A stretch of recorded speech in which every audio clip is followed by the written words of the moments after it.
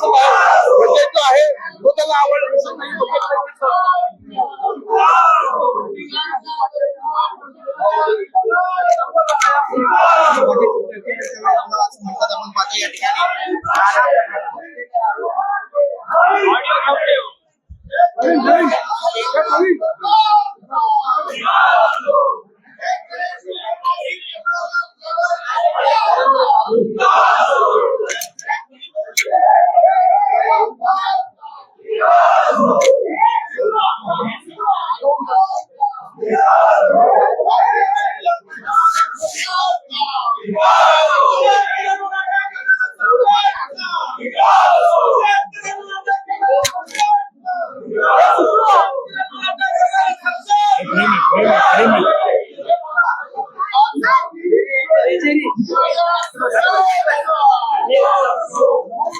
आपण पाहतो या ठिकाणी आज सरकारकडून अर्थसंकल्प सादर करण्यात आला आणि अर्थसंकल्प सादर केल्याच्या नंतर आपण पाहतो या ठिकाणी इकडे आंदोलन करत आहेत.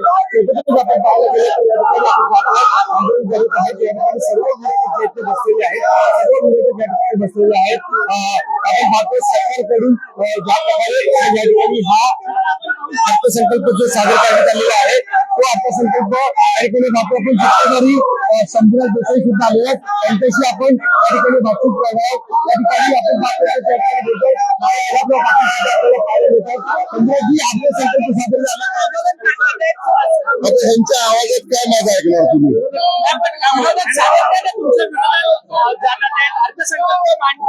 काय आहे? आमच्या विरोधकांनी अर्थसंकल्पाचं भाषण नीट ऐकलेलं दिसत नाही. सर्व क्षेत्रातल्या विभागाला त्या अर्थसंकल्पामध्ये तरतूद केलेली आहे. शहरी इन्फ्रास्ट्रक्चर डेव्हलपमेंटच्या प्रोजेक्टला तरतूद आहे, पाणी पुरवठ्याला आहे, जलयुक्त शिवारला आहे, ऊर्जाला आहे, परत जलसंपदाला आहे. चांगली तरतूद केलेली आहे. थोडंसं बारकाईने जर त्यांनी बजेट वाचलं, तरतुदीच्या रकमा किती आहेत ते जर पाहिलं तर त्यांच्या लक्षात येईल की सर्व समावेशक अशा प्रकारचा अर्थसंकल्प सरकारने मांडलेला आहे.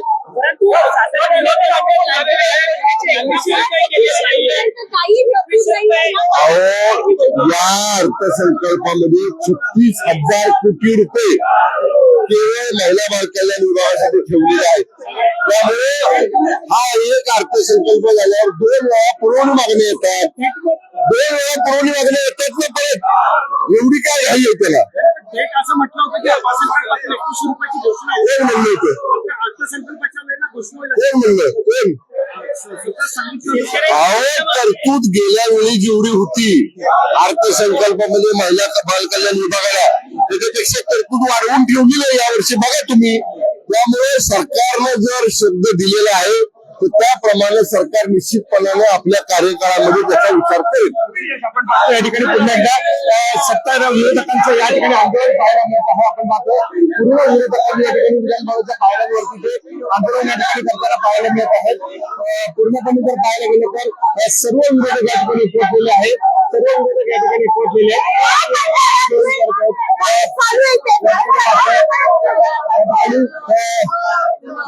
या ठिकाणी विरोधक या ठिकाणी आंदोलन करत आहेत.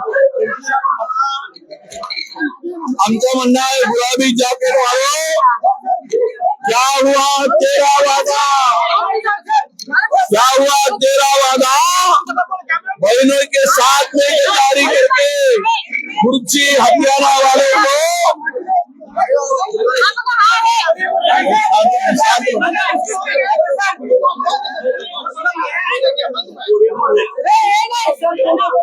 या घोषणानी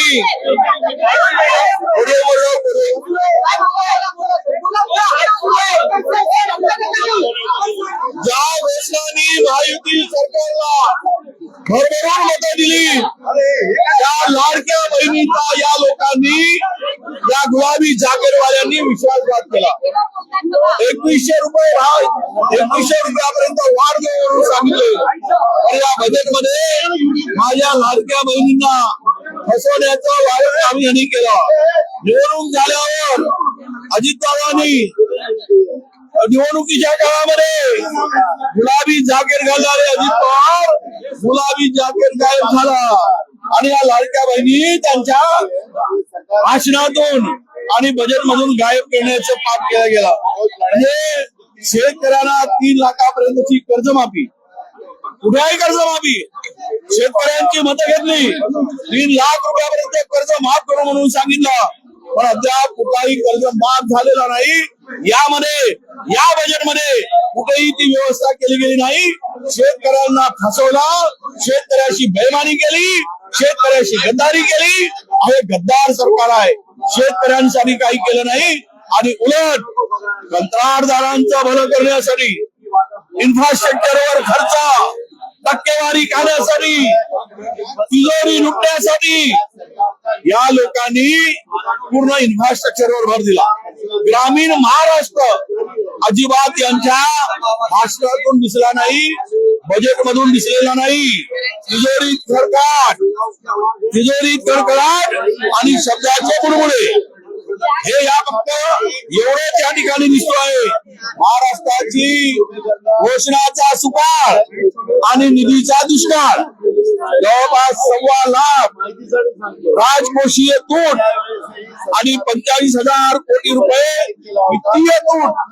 हे सरकार भीक मागायचं सरकार झाल्यासारखी महाराष्ट्राची गती गेली आहे. मी सांगितल्याप्रमाणे सर्वसामान्य जनता, शेतकरी, तरुण, वंचित, आदिवासी, अल्पसंख्याक या सर्वांच्या पदरी निराशा या बजेट मधून दिसलेली आहे. वीज दर कमी करण्याचं प्रॉमिस केलं होतं, त्याचा कुठलाही उल्लेख यामध्ये नाही. छत्रपती शिवरायांच्या अरबी समुद्रामध्ये जे काही स्मारक होता त्याचा विसर यांना पडलेला आहे. अजितदादांचं भाषण असताना कधी घोषणाबाजी करायची नाही आणि आज मात्र या ठिकाणी अजितदादांच्या भाषणात केवळ घोषणा, निधी किती त्याचा पत्ता नाही. हे करू, हे करणार, हे करायचं ठरवलं आहे, अशा पद्धतीनं करणार आणि यासाठी आम्ही निर्णय घेतलाय. हे केवळ शब्दाचे बुडबुडे या ठिकाणी होते, पण त्याला किती निधी देणार निधीचा कुठल्याही ठिकाणी उल्लेख नव्हता. ज्या घोषणा, नवीन धोरण सरकारने जाहीर केलं त्या ठिकाणी कुठे दिसलेलं नाही. आणि जो बजेट सिंचन विभागावर, बांधकाम विभागावर दाखवला, लायबिलिटी एवढी मोठी करून ठेवली की यावर्षी एकही काम करू शकणार नाही. आणि हे बजेट रायगड आणि पुणे, थोडा बहुत मुंबई आणि उरलेलं नागपूर, बाकीच्यांना भोपळा, अशा प्रकारचं हे बजेट आहे. ग्रामीण महाराष्ट्राला पानं पुसणारं तोंडाला आणि इन्फ्रास्ट्रक्चरवर भर देऊन टक्केवारी कमवणारा हा अर्थसंकल्प आहे, असा आमचा स्पष्ट आरोप आहे.